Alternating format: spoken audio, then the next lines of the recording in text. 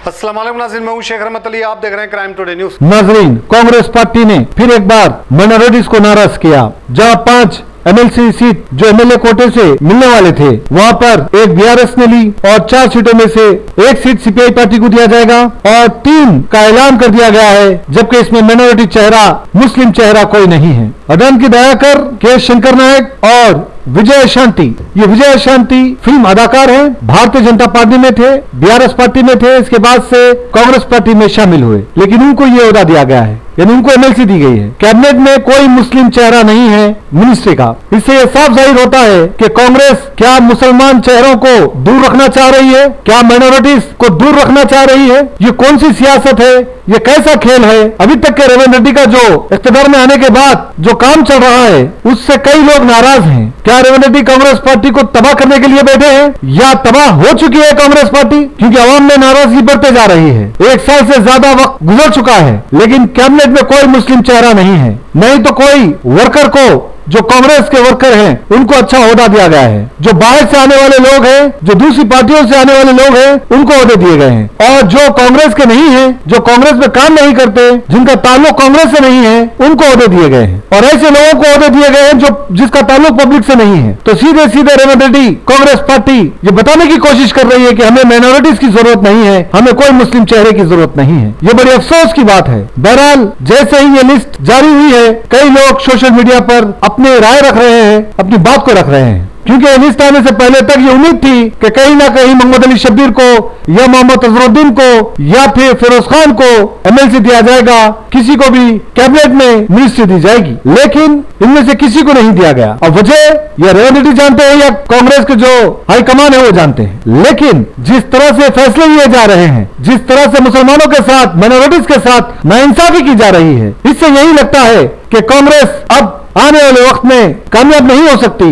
जैसे इस बार इख्तियार में आई थी, क्योंकि माइनॉरिटीज मुसलमान ही थे जिन्होंने अपने वोट डाल करके कांग्रेस को इख्तियार में लाया। बीआरएस से बेजार हो चुके थे, झूठे बातें, खोखली बातें और सारे मुसलमानों के मसलों को, माइनॉरिटीज के मसलों को मंदिर पे डाल देना और कोई इनका काम नहीं करना, यही सबसे बड़ी गलती थी बीआरएस पार्टी की, जिसकी वजह से बीआरएस पार्टी का सफाया हुआ। अब वही नक्शे कदम पर कांग्रेस पार्टी चल रही है, कोई देखने वाला नहीं, कोई पुरसाने हाल नहीं। जिस तरह से माइनॉरिटीज और मुसलमानों के साथ नाइंसाफी हो रही है, इसके जिम्मेदार कौन है। बहरहाल, जिस तरह से राहुल गांधी ने गुजरात में एक मीटिंग के दौरान कहा था कि कांग्रेस पार्टी में 2 ग्रुप हो चुके हैं, एक वो ग्रुप है जो अवाम के दरमियान जाकर काम करता है, अवाम के मसलों को हल करता है, अवाम को नाराज नहीं करता, पूरी ईमानदारी से कांग्रेस के जो विचारधारा रहते हैं, जो पॉलिसीज होते हैं, उस पर अमल करता है। दूसरा, कांग्रेस पार्टी में कुछ ऐसे लोग हैं जो अवाम से दूर होते हैं, अवाम से दूर रहना पसंद करते हैं, एयर कंडीशन रूम में बैठना पसंद करते हैं, पब्लिक से नहीं मिलते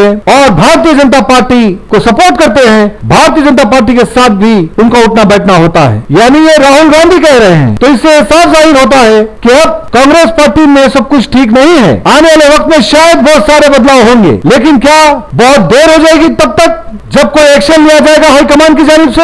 ऐसे कई सवाल उठ रहे हैं। सीनियर लीडर कांग्रेस के नाराज है, पब्लिक का लीडर अब कांग्रेस में नहीं है, जिसको भी ओहदे दिए गए वो एयर कंडीशन रूम में बैठने वाले लोग हैं, या तो उनका पब्लिक से सीधा ताल्लुक नहीं है, या तो फिर वो चापलूसी करने वाले लोग हैं जिनको ओहदे देकर बिठा दिया गया है। ऐसे लोग से कैसे आप 4.5 साल 4 साल अपने पूरे करेंगे, कैसे अवाम को मुतमईन करेंगे, कैसे उनके मसलों को हल करेंगे, ऐसे कई सवालात हैं। बहरहाल, जिस तरह से राहुल गांधी का वो स्टेटमेंट और जिस तरह से तेलंगाना में रेवंत रेड्डी के ये फैसले, अब ये पता चल रहा है कि जो 8 सीटें एमपी के भारतीय जनता पार्टी ने जीते हैं और ग्रेजुएट में एमएलसी जीते हैं, और आने वाले टाइम में काउंसिलर इलेक्शन में भी भारतीय जनता पार्टी जीतेगी और एमएलए इलेक्शन में भी भारतीय जनता पार्टी बहुत बड़े पैमाने पर तेलंगाना में अपनी कामयाबी हासिल करेगी, इसमें कोई शक नहीं है। क्योंकि रेवंत रेड्डी ने जिस तरह के फैसले ले रहे हैं, रेवंत रेड्डी जिस तरह से काम कर रहे हैं, इससे यही साफ जाहिर होता है कि भारतीय जनता पार्टी का रास्ता साफ हो रहा है और भारतीय जनता पार्टी आने वाले टाइम में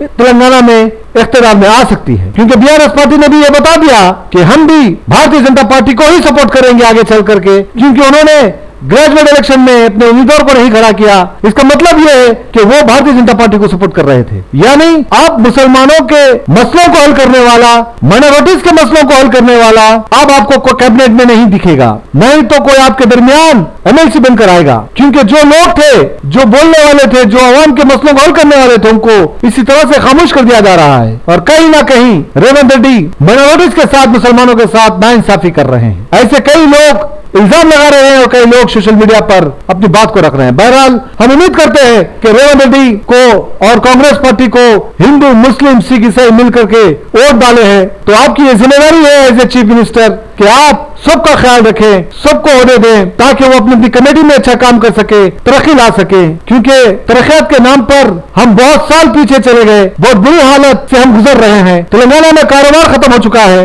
लोग परेशान हो चुके हैं, ऐसी गंदी राजनीति की जा रही है जिसकी वजह से लोग परेशान हैं। तरक्कियात की तरफ ले जाएं तेलंगाना को, तो इसके लिए आपको अच्छी लीडरशिप की जरूरत है, आपको अच्छे लोगों की जरूरत है, ताकि हमारे तेलंगाना में फिर से वो बहाल आ सके, फिर से वो कारोबार आ सके, फिर से जो लोग हैं जो परेशान है वो अपने काम को अंजाम दे सके और अपनी परेशानी से वो निजात पा सके। बहरहाल देखते हैं कि आने वाला वक्त कैसा होता है, क्या होता है, लेकिन जिस तरह के ये फैसले हुए हैं, अवाम इस फैसलों से नाराज है और ये नाराजगी आने वाले वक्त में कॉर्पोरेट इलेक्शन में रेवंत रेड्डी को नजर आएगा। मैं शेख रहमत Ali, crime today news, Hyderabad.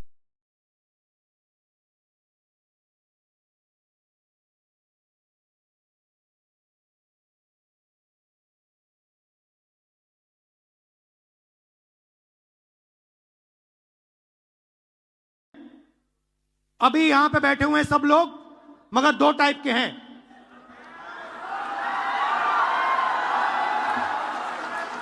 एक है जो जनता के साथ खड़ा है, जो जनता के लिए लड़ता है, जो जनता की इज्जत करता है और जिसके दिल में कांग्रेस पार्टी की विचारधारा है। और दूसरा है जो जनता से कटा हुआ है, दूर बैठता है, जनता की इज्जत नहीं करता है